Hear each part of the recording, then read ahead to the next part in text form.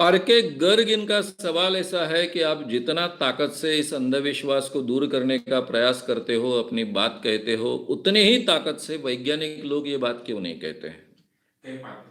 क्यों नहीं कह पाते हैं? क्योंकि उनका ज्ञान कम होता है क्या? हालांकि उनका ज्ञान तो आपसे कम नहीं होता है। तो ऐसा क्यों होता है? इसमें दो बातें। वैज्ञानिक होना, विज्ञान को जानना और वैज्ञानिक दृष्टिकोण अपने जीवन में स्वीकारना, ये दो भिन्न बातें हैं। कई लोग विज्ञान को जानते हैं, विज्ञान के क्षेत्र का उनका अध्ययन अच्छा होता है, शायद लैब में बहुत ईमानदारी से वैज्ञानिक तरीके से वो काम भी करते हैं, लेकिन उसके साथ में जो वैज्ञानिक सोच है, जिसको हम साइंटिफिक टेम्पर कहते हैं, ये उनके जीवन का हिस्सा नहीं होती है। कहीं ना कहीं उनके दिमाग में ऐसा होता है कि ये जो विज्ञान है ये ठीक है, अपनी जगह पर हम कर ही रहे हैं, लेकिन ये जो आध्यात्मिक क्षेत्र है, धार्मिक क्षेत्र है, वहां विज्ञान किसी काम का नहीं है, विज्ञान वहां लागू नहीं होता है। ये जो एक धारणा या फिर अंधविश्वास बचपन से हमारे दिमाग में डाला जाता है, वो इन लोगों में बहुत हावी होता है। इसलिए विज्ञान के नियम, वैज्ञानिक सोच, वैज्ञानिक यानी जिसको हम साइंटिफिक मेथड कहते हैं, वैज्ञानिक प्रक्रिया, इसका उपयोग वो बाहर में बाकी चीजों के लिए नहीं करते हैं। ये एक बात। दूसरी बात, जो विज्ञान के बारे में सोचते हैं, विज्ञान के बारे में जिनका अध्ययन होता है, हमारे यहाँ पहले से बाइफरकेशन हो जाता है। विज्ञान के क्षेत्र के लोगों को तत्व ज्ञान मालूम नहीं होता है, धर्म क्या बातें कही गई है मालूम नहीं होता है, बाकी काफी चीजें मालूम नहीं होती है। और जो हमारे आसपास जितना धर्म कहने वाला कोई गुरु है, कोई है या फिर माँ बाप कह रहे हैं, वहीं तक हमारा ज्ञान वहां तक का सीमित होता है। इसलिए हमें अंधविश्वास की तीव्रता की भी जानकारी नहीं होती है। हर विज्ञान के क्षेत्र में काम करने वाला आदमी समाज से जुड़ा ही होता है, ऐसा नहीं होता है। कई लोगों को लगता है अंधविश्वास क्या है यार, इतनी बड़ी चीज है, क्यों इसको इतना महत्व देने का? उनको पता ही नहीं होता है कि हर साल लाखों लोग इसमें मारे जाते हैं, ये हमको पता ही नहीं होता। अभी अभी महाराज जैसे प्रांत में इसकी रिपोर्टिंग आने शुरू हुए, इतना जागरूक होने के बाद महाराष्ट्र, बाकी प्रांतों में तो इसके रिपोर्टिंग ही नहीं होते। मारे गए तो घर के ही लोग कंप्लेंट नहीं करते कि मारे गए करके। उनको तो ऐसा लगता है कि चलो वो सही में करने वाला था, जादू टोना टोटका करने वाला था, मारा गया तो ठीक हो गया, कम से कम मेरा घर तो उससे मुक्त हो गया। ये एटीट्यूड घर के लोगों का होता है, तो बाकी का छोड़ ही दीजिए, बाकी लोगों का तो रिपोर्टिंग वगैरह ये बातें तो होती ही नहीं है।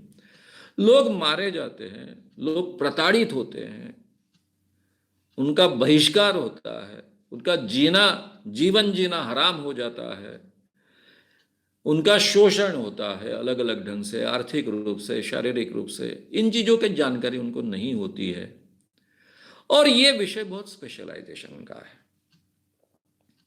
इस विषय का ज्ञान अभी आपको अनायास उपलब्ध है मेरे YouTube चैनल पर, लेकिन मुझे अनायास उपलब्ध नहीं हुआ है। मुझे पहले से ज्ञान के क्षेत्र में बहुत मेहनत करने की क्षमता मेरी थी, इच्छा थी, मेरी प्रवृत्ति वैसी बन चुकी थी। इसलिए मुझे कई चीजें इस क्षेत्र में जानकारी प्राप्त करनी पड़ी, उसके डेप्थ में जाना पड़ा, उसका इंटरप्रिटेशन करना पड़ा, और ये विषय आपके सामने रखना पड़ा। ये इतना आसान नहीं है, इसमें कई विषयों का अभ्यास लगता है।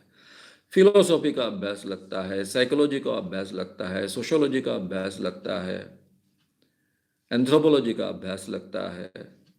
और केवल ये यहाँ इतने विषयों तक ये सीमित नहीं है, साइंस के भी विषयों का अभ्यास लगता है। कम से कम अंधश्रद्धा से जुड़ी हुई सभी चीज़ों का बहुत गहरा अध्ययन लगता है।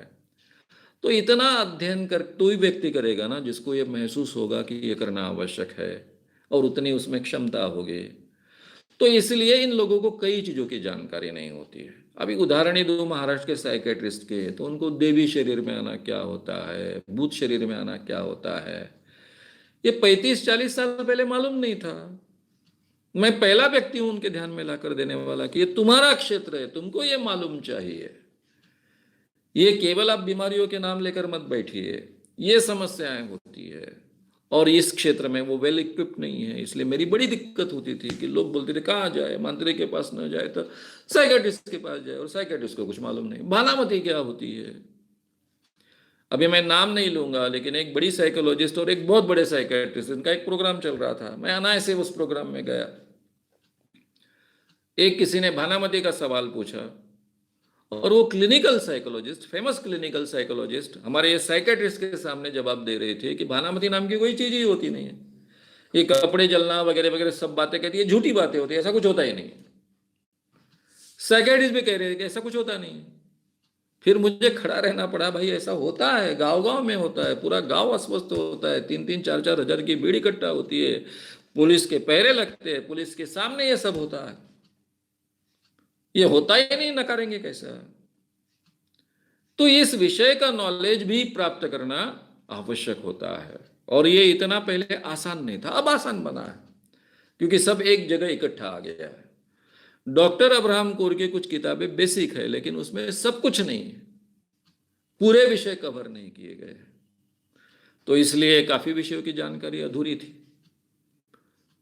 अब ये जानकारी इन सब विषयों की हमारे पास उपलब्ध हो गई है, तो इसलिए शायद आगे के लोगों के लिए बहुत आसान हो जाएगा। तो एक जानकारी का अभाव भी ये दूसरा हिस्सा है। और तीसरा हिस्सा ऐसा है कि कुछ साइंटिस्ट ऐसे होते हैं कि जो साइंटिस्ट होकर भी बहुत अंधविश्वासी होते हैं। अब्दुल जी कलाम ये सब में उसमें बड़ा उदाहरण।